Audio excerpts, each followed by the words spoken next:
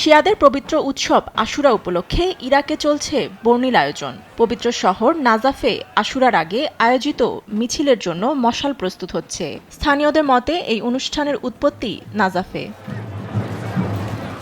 একজন ব্যক্তি ২০টি বেশি ছোট মশালের সমন্বয়ে তৈরি একটি বিশাল আকৃতির মশাল বহন করে এবং ঢোলের শব্দে ইমাম আলী রাদিয়াল্লাহু আনহু মাজারের দিকে এগিয়ে যান।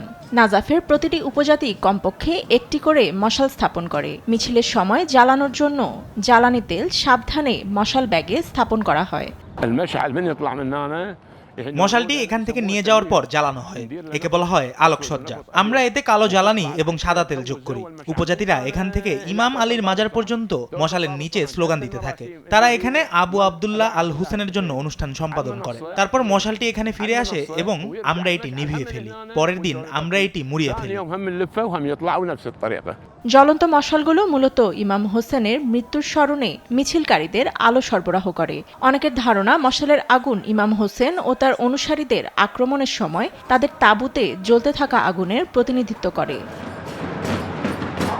মহরম হিজরি ক্যালেন্ডারে পবিত্র মাস হিসাবে ধরা হয়। এই মাসে ১০ম দিনে পালিত হয় আশুরা। সুন্নি ও শিয়া উভয় মুসলিমরা কারবালার যুদ্ধে ইমাম হোসেনের শাহাদাতের স্মরণে আশুরা পালন করে। ইসলামী বছরের প্রথম মাস মহরম মূলত প্রার্থনার জন্য পবিত্র মাস।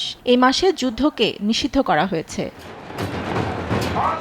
ফাতেমা তাসনিম, নিউজ ডেস্ক, দেশ টিভি।